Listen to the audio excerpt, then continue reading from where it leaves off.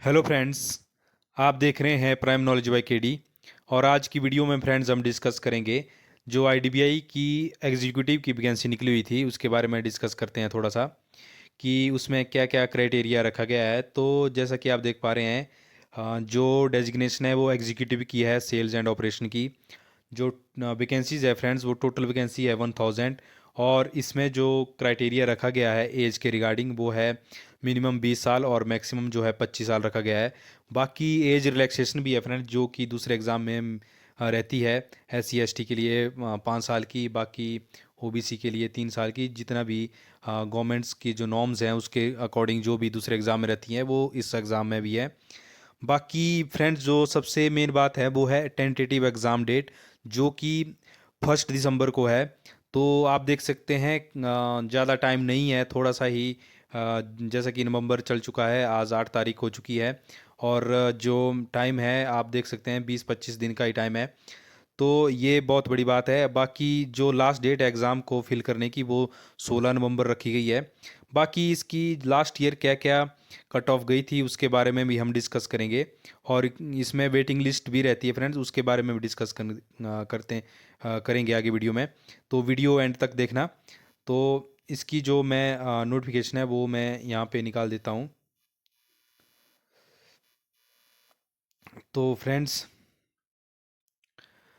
जैसा कि आप देख पा रहे हैं, इसमें जो स्टार्टिंग से डिस्कस करते हैं फ्रेंड्स। जो इसमें वैकेंसी है वो टोटल 1000 है। जो कैटेगरी वाइज जो वैकेंसी है, जनरल की UR की जो है 448 है, ST की 94 है, SC की 127 है, OBC की 231 है और EWS की 100 है। तो एग्ज़ाम जो कट ऑफ डेट की जो cut off date of for eligibility criteria, जैसे कि एज और एजुकेशन क्वालिफिकेशन की जो रखी गई है वो 1 अक्टूबर तक की रख गई है। कि आपकी 1 अक्टूबर तक अगर आप 25 से कम है तो आप फिल कर सकते हैं। बाकी आप देख सकते हैं कि लास्ट डेट जो है वो नवंबर 16 की है। और tentative date of online test जो रखी गई है फ्रेंड्स वो दिसंबर 1 की रखी गई है। तो इसमें जो है नोटिफिकेशन में फ्रेंड्स, जो लास्ट ईयर नोटिफिकेशन आती थी इसका एग्ज़ाम कंटिन्यू होता रहता है। जैसे पिछले 2-3 सालों में तो हर साल कंटिन्यू होता रहता है। बाकी जो इसमें प्रीवियस ईयर जो जो एग्ज़ाम हुआ था उसमें जो पर्सनल इंटरव्यू वो था वो नहीं था। और इस बार फर्स्ट टाइम इन्होंने इंटरव्यू रखा है। बाकी और भी डिस्कस करेंगे कि जो लास्ट ईयर था उसमें भी जो जो कॉन्ट्रैक्ट था वो 3 ईयर के लिए रहता था, लेकिन इस बार जो इन्होंने 2 साल का ही रखा है। और उसके बाद जो आगे फर्दर प्रोसेस होता है इनका, जो जूनियर असिस्टेंट मैनेजर के लिए, वो क्राइटेरिया 2 साल के बाद आप कर सकते हैं। तो वो डिस्कस करते हैं फ्रेंड्स। तो जैसा कि एज के बारे में हमने डिस्कस कर लिया फ्रेंड्स। बाकी जैसा कि आप देख पा रहे हैं स्क्रीन के ऊपर, जो आपकी सैलरी है वो जो फर्स्ट ईयर होगा वो आपकी, जैसे per month in the first year, जैसा कि आप देख पा रहे हैं स्क्रीन के ऊपर, 29,000 जो है, 29,000 जो है वो आपको फर्स्ट ईयर मिलेगा। और जो आपका सेकंड ईयर रहेगा फ्रेंड्स उसमें 31,000 जो है आपके लिए रखा गया है। तो उसके बाद फ्रेंड्स बाकी आगे डिस्कस करते हैं कि जैसा कि आगे इन्होंने लिखा है कि करियर प्रोस्पेक्ट्स के बारे में आगे इन्होंने बताया है कि the contract would be initial for a period of 1 year and may be reviewed for extension on a year two year basis. तो इसमें 1 ईयर के लिए होता है, फिर उसके बाद रिन्यू कर दिया जाता है। तो इसमें आप बहुत ही बड़े ही मतलब नेग्लिजिबल चांस होते हैं कि उसको मतलब आज तक हुआ नहीं ऐसा कि जो एम्प्लॉय रखते हैं ये उसको आगे फिर जो है एक्सटेंशन नहीं मिलती है। तो इसका जो होता है ये उसके बाद जैसे कि आप देख सकते हैं कि नीचे इन्होंने जो ब्लैक वर्ड्स में भी लिखा हुआ है कि on successful completion of a period of 2 years of contractual services appointee shall becomes eligible for appointment as junior assistant manager grade O in the bank through a selection process that would be conducted by the bank. तो जैसा कि आपके 2 साल complete हो जाते हैं तो उसके बाद जो है आप एलिजिबल हो जाते हैं। इनका एक एग्ज़ाम रहता है, इंटरनल एग्ज़ाम रहता है, उसके बाद जो है आप जूनियर असिस्टेंट मैनेजर बन जाते हैं। तो ये अच्छी बात है। और जैसा कि मैंने पिछला सिनेरियो देखा और पिछले जितने भी वीडियो देखी इंटरनेट पे, यूट्यूब पे, तो मैक्सिमम जो कैंडिडेट हैं जिनका सिलेक्शन हुई है, उन्होंने यही बताया है कि ऐसे बड़े ही रेयर चांस हैं जो कि कैंडिडेट जाता ही ना हो ब्रांच, या कभी उन्होंने वर्क की जो थोड़ा बहुत छोटे मोटे टारगेट होते हैं वो उन्होंने कंप्लीट ही ना करा हो, तो वो उसका चांस कम हो जाते हैं। बाकी मैक्सिमम जो कैंडिडेट हैं वो मतलब एलिजिबल हो जाते हैं, और वो जो है आगे उनको अपॉइंटमेंट मिल जाती है जूनियर असिस्टेंट मैनेजर की आफ्टर 2 ईयर। लास्ट प्रीवियस जो नोटिफिकेशन थी, जो रिक्रूटमेंट हुई हैं, उनमें 3 साल का था ये प्रोसेस, लेकिन इस बार इन्होंने 2 साल का ही रखा है। बाकी एग्ज़ाम के बारे में बात करते हैं फ्रेंड्स। तो एग्ज़ाम इसका जैसा कि आप देख पा रहे हैं, जो 4 सेक्शन रहेंगे जिसमें logical reasoning, data analysis and interpretation, दूसरा इंग्लिश लैंग्वेज, तीसरा सेक्शन जो क्वांटिटेटिव एप्टीट्यूड, और चौथा जो है जनरल अवेयरनेस का रहेगा। जो रीजनिंग का सेक्शन है वो उसमें 60 क्वेश्चन रहेंगे 60 मार्क्स के, और 40 मिनट्स जो है इसमें टाइम रहेगा। बाकी इंग्लिश का 40 मार्क्स 40 क्वेश्चन 20 मिनट्स, और क्वांट का 40 मार्क्स 40 क्वेश्चन 35 मिनट्स, और जनरल अवेयरनेस का 60 क्वेश्चन 60 मार्क्स 25 मिनट की। तो टोटल 120 मिनट्स का इन्होंने यहाँ पे 2 आवर्स का इन्होंने बताया हुआ है।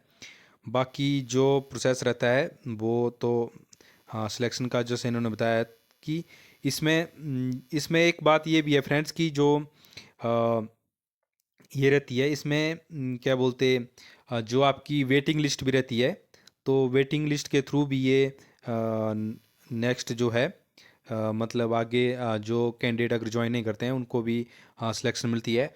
तो ये मैं बता रहा था रिलैक्सेशन के, जैसे कि आप देख पा रहे हैं जो कैंडिडेट जैसे 25 के अबव हो चुके हैं उनके लिए, जैसे SC ST के लिए उनके 5 ईयर का, OBC के लिए 3 ईयर का। तो ये है। बाकी डिस्कस करते हैं इसके जो प्रीवियस ईयर की जो कट ऑफ थी उसके बारे में भी डिस्कस करते हैं फ्रेंड्स। तो मैं अभी आपको ले चलता हूँ प्रीवियस ईयर की जो कट ऑफ थी फ्रेंड्स उसके बारे में। तो 1 मिनट में आपको बताता हूँ यहाँ पे।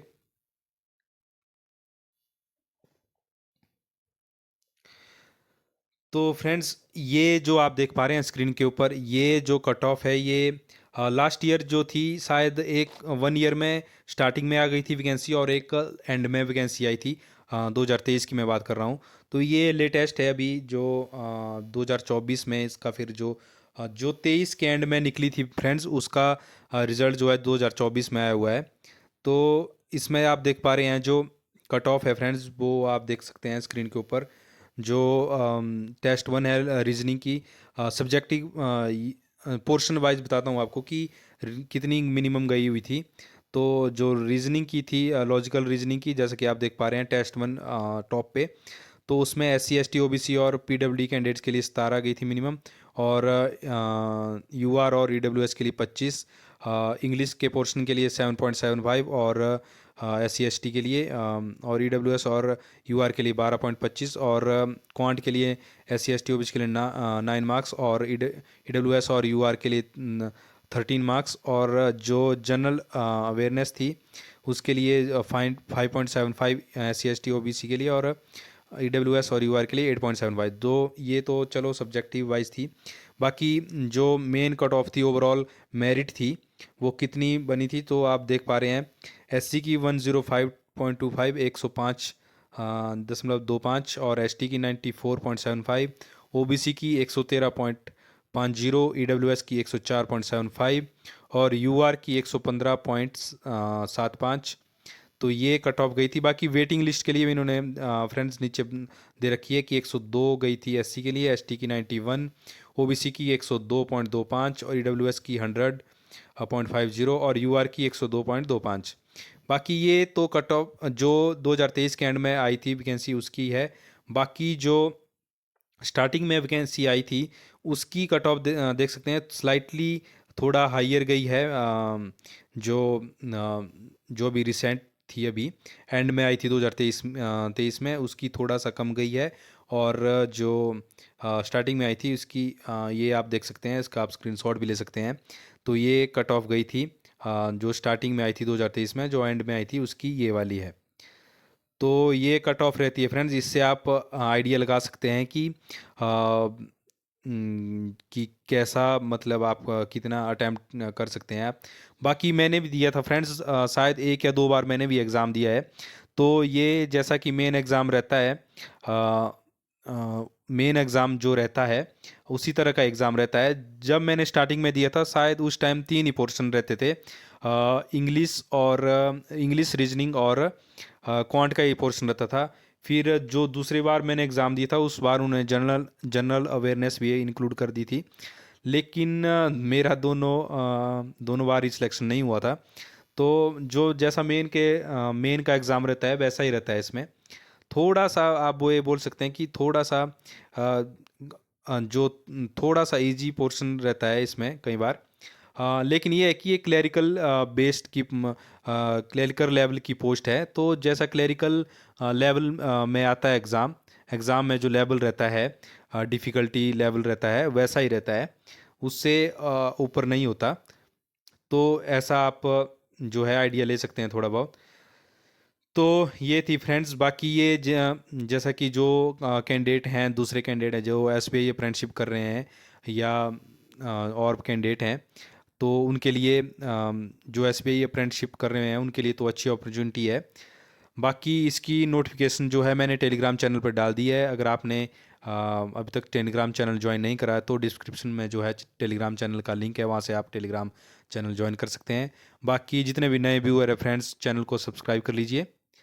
So thank you so much.